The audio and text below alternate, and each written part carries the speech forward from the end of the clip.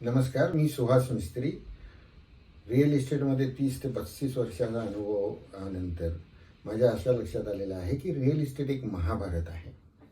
जसं तुम्ही फ्लॅट जेव्हा विकत घ्यायला सुरुवात करता तेव्हा तुमच्या एक 5 रिक्वायरमेंट आहेत.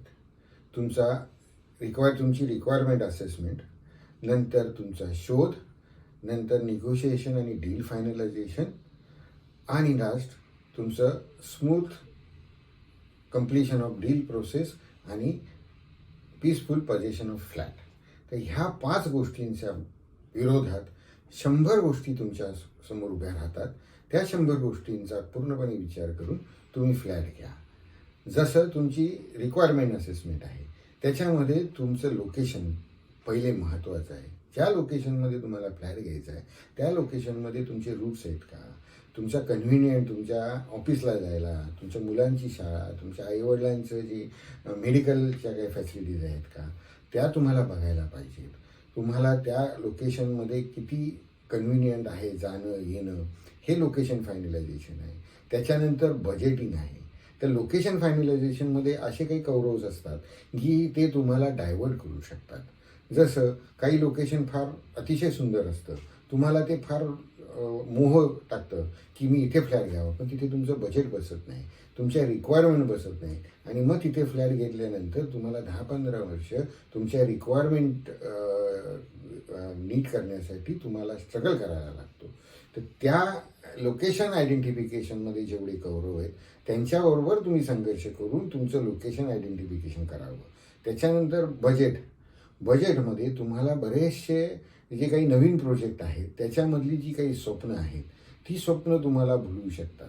पण त्या स्वप्नांमध्ये तुम्ही ती खरी आहेत का, मी कुठल्याही न्यू प्रोजेक्टला वाईट म्हणत नाही, पण ते न्यू प्रोजेक्टचं जे काही स्वप्नाळू प्रेझेंटेशन असतं त्या स्वप्नाळू प्रेझेंटेशनच्या कौरवांमध्ये तुम्ही अडकून तुम्ही तुमच्या फ्लॅटच्या बाईंगमध्ये फसू शकता.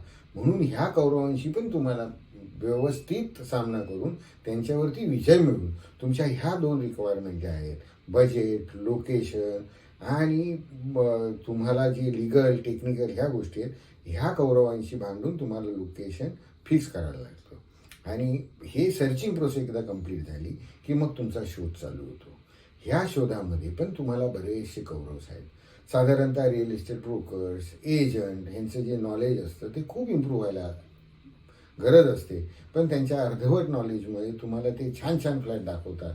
सब ऐसा है वैसा है, ये क्लिअर आहे, वो क्लिअर आहे, पण ते क्लिअर आहे की नाही आहे हे त्यांना माहीत नसतं. त्यांना तुमची रिक्वायरमेंट समजत नसते, तुम्हाला बजेट समजत नसतं, आणि तुम्ही कुठेतरी ते तुम्हाला चांगली स्वप्न देऊन ते तुम्हाला तिथे गुंतवू शकतात. तर ही होणारी गुंतवणूक म्हणजे एक मोठे कौरव आहेत. ह्या कौरवांवरती विजय मिळवून तुम्ही योग्य फ्लॅट तुमच्या रिक्वायरमेंटचा लिगली टेक्निकली तुमच्या बजेटमध्ये आणि तुम्ही ज्या पद्धतीने लोन घेणार आहात त्या लोन प्रोसेसमध्ये तो बसतोय का ते ठरवून मग तुमचं फ्लॅट आयडेंटिफिकेशन प्रोसेस थांबते आणि मग तुम्ही फ्लॅट घेता. ह्याच्यामध्ये जर तुम्ही अयोग्य फ्लॅट जर तुम्ही निवडलात तर आणि तो मिळाला नाही तर तुमचे पुढचे जे तुम्ही फ्लॅट सर्चिंगमध्ये जाता ते फ्लॅट तुम्ही पहिल्या फ्लॅटशी आवडलेल्या फ्लॅटशी कम्पेअर करता. त्यावेळेला प्रत्येक फ्लॅट हा युनिक असतो, त्यामुळे पुढच्या ह्या फ्लॅटची मॅचच होत नाही आणि मग तुम्ही कन्फ्यूज होता आणि मग ते कन्फ्युजन फ्रस्ट्रेशनमध्ये जातं आणि prolong frustration land you in to wrong deal. म्हणून हे जे गौरव आहेत हे तुम्ही अगोदर लक्षात घ्या. म्हणून शांत डोक्याने फ्लॅट आयडेंटिफाय करा. ते आयडेंटिफाय केल्यानंतर मग तुम्हाला एक फ्लॅट आवडतो, मग तुमच्या काकांना, मामांना, मित्रांना तुम्ही सल्ला घेता.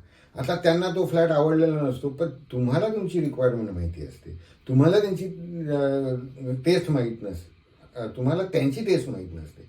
जेव्हा तुम्ही त्यांना ॲडवाईस घेता ते त्यांच्या ओपिनियननुसार त्यांच्या संस्कारानुसार ते फ्लॅट बघतात आणि रिजेक्ट करतात. मग परत तुम्ही फ्लॅट तुमच्यासाठी घेताय का त्यांच्यासाठी घेताय. अशी आम्ही कितीतरी उदाहरणं बघितली आहेत जे त्या माणसाच्या रिक्वायरमेंटला तो फ्लॅट फिट असताना त्याच्या बजेटमध्ये असताना कोणीतरी काका, मामा किंवा त्यांचे नाते घेऊन त्यांना सल्ले देतात, ज्यांना तिथे राहायचं नसतं आणि ज्यांना राहायचं असतं त्यांना ते कन्फ्यूज करून टाकतात आणि मग ती प्रोसेस फेल जाते.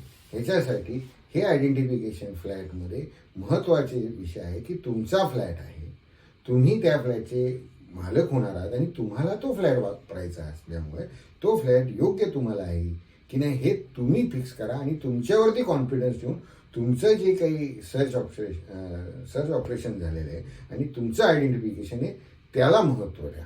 आता आयडेंटिफाय झाल्यानंतर मग पुढे डील निगोशिएशन अँड फायनलायझेशन. ह्या डील निगोशिएशनमध्ये खूप कौरव आहेत. प्रत्येक बायरला कमी पैशात फ्लॅट पाहिजे आणि प्रत्येक सेलरला जास्त पैशात विकायचं आहे. Every buyer is seller and every seller is going to be a buyer. त्याच्यामुळे ह्यामध्ये व्यवस्थित सम्यक मार्ग घरून निगोशिएशन करून तो फ्लॅटची किंमत फिक्स करायची. ती फिक्स केल्यानंतर त्या फिक्सेशनमध्ये खूप कौरव असतात. काही काही लोक सांगतात अरे तो 1 कोटीचा फ्लॅट तुला 90ला मिळाला असता, 95ला माग, 90ला माग. पण त्याची जर व्हॅल्युएशन 1 करोड आहे त्याला तुम्ही जर तो 1 करोडला नाही घेतला तर दुसरा जो 1 करोडला घेणारा आहे तर मग तुम्ही का नाही 1 करोडला घ्यावं. कारण तुमची रिक्वायरमेंट बसते. It's after all use when you are using a product. मग त्याच्यामध्ये थोडंफार कमी जास्त करून ते प्रॉडक्ट तुम्हाला घ्यायला पाहिजे असं आमचं मत आहे. त्याच्यानंतर मग डील प्रोसेस आहे. मग टोकन अमाऊंट आहे, मग तुम्ही कधी ॲग्रीमेंट फॉर सेल करणार, त्याला किती पैसे देणार, लोन कसं होणार, मग बऱ्याचशा परमिशन्स त्याच्याबरोबर कशा तुम्ही फॉलोअप करणार आणि मग त्या सेलरला कधी पैसे मिळणार आणि तुम्हाला कधी पोझिशन मिळणार. ह्या सगळ्या गोष्टी पहिल्याच दिवशी फिक्स करायला पाहिजे. ह्या जर तुम्ही नाही फिक्स केल्या तर पुढच्या प्रोसेसमध्ये सेलरच्या अपेक्षा वाढतात, तुमच्या अपेक्षा वाढतात आणि वाढलेल्या अपेक्षा हे वाद निर्माण करतात आणि खूप कौरव तयार होतात. मग आणि हे कौरव त्या 5 पांडवांना त्रास देतात. म्हणून ही निगोशिएशनची प्रोसेस आणि डील फायनलायझेशन प्रोसेस ही फार महत्त्वाची आहे. आणि शेवटी हे सगळं झाल्यानंतर स्मूथ ती प्रोसेस तुम्ही डिझाईन केलेली प्रोसेस ती व्यवस्थित एक्झिक्यूट करून सेलरच्या खिशामध्ये योग्य पैसे व्यवस्थित शांतपणे गेले पाहिजे आणि तुम्हाला शांतपणे पैसे मिळालं तर ती वास्तू तथास्तू म्हणते आणि तुमचा त्याच्यात आनंदाने प्रवास चालू होतो. हे आहे रिअल इस्टेटचं महाभारत. पांडव आणि कौरवांमधला हा जो आहे संघर्ष तुम्हाला फ्लॅटमध्ये पण बघायला मिळतो.